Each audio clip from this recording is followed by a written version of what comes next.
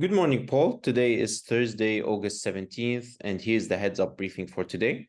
In Australasia and the Pacific Islands, we covered 4 issues. In North Asia, 4 issues. In Southeast Asia, 21 issues. In South Asia, 16 issues, along with the major developments in the EMEA region.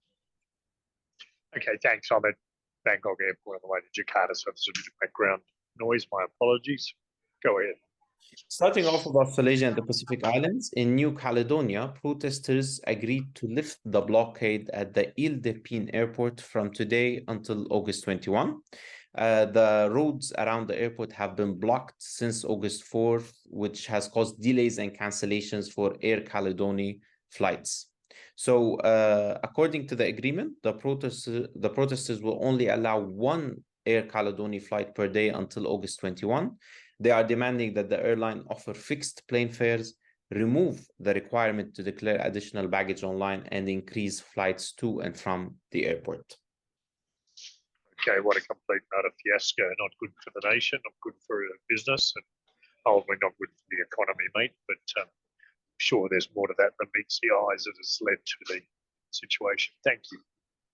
Moving over to Southeast Asia, in Papua, Indonesia, at least 3 people were shot and killed by members of the West Papua National Liberation Army in Yasuma village in Nduga Regency yesterday.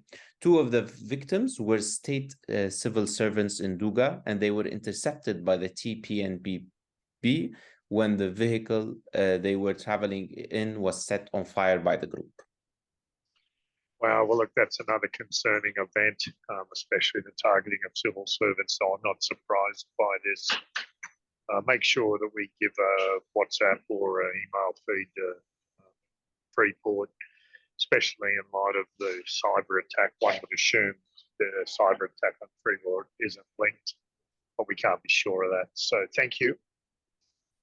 Sure, Paul. Moving over to Thailand, the Constitutional Court dismissed the Move Forward Party's petition to rule on the constitutionality of the rejection of MFP leader Pita Limjaroenrat's renomination yesterday. So the ruling will prevent Pita from being renominated for Prime Minister, clearing the way for Parliament to continue holding the vote for the Prime Minister. So, House Speaker Wan Muhammad Noor Matha announced that the vote for the Prime Minister will take place on August 22nd. Okay, great. Can you please get Bhargav to pop that into my diary for the 22nd as a reminder? Thank you. Sure, Paul, we'll do that. Moving over to South Asia, in Bangladesh, the Jamaat-e-Islami Party announced demonstrations and protest marches across the country tomorrow and on August 23. The demonstrations are to condemn the death of JI leader Delawar Hussain Saidi and the death of a JI activist on August 15. Okay, Bhargav and I are keeping a very close eye on Bangladesh at the moment, so thank you. In Afghanistan, the Taliban government banned all political parties in the country yesterday, stating that such activities are against Sharia law. 2 years ago, over 70 major and small political parties were formally registered with the Ministry of Justice. All right, next week when I'm back in Thailand in the office, I'd like to get a take from Bhargav on that one. If you could contact him after this, get his just to send me an audio take to fill me in on his greater understanding of that issue, okay? Sure, Paul. Finally, in the EMEA region in Eastern Europe, 3 Baltic states, Latvia, Lithuania, and Estonia, as well as Poland, discussed a proposal yesterday to completely close all border points with Belarus in light of current security developments. It's very interesting, of course, the way these little countries are going.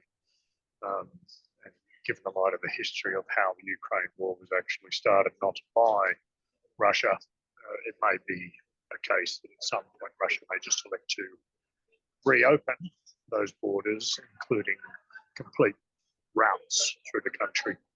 So I think people are getting carried away with the realities of not being taking the brunt of the Russian force like Ukraine is. It's all good to talk, as Zelensky found out. It's very different when you talk too far beyond your actual capabilities. Thank you.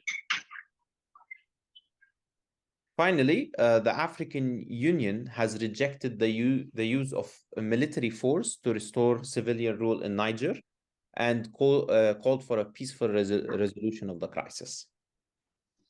There's wonderful empty words that have actually no effect, so I'm not sure how that's relevant to our clients. All right, thank you. Anything else? No, that's it for today, Paul. Thank you very much. Cheerio.